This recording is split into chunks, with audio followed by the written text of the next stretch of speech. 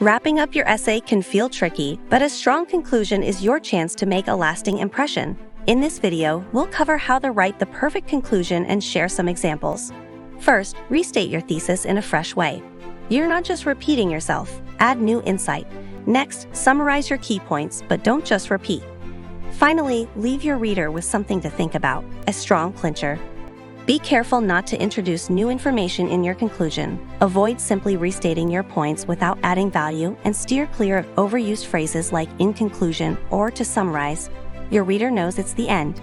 Here's an example. For an argumentative essay on social media and mental health, don't just restate your thesis. Instead, synthesize your points to show how your argument fits into a larger conversation about online well-being. Strong conclusions leave an impact. With these tips, you'll wrap up your essay like a pro. For more writing guides and examples, be sure to check out our site. Don't forget to like and subscribe.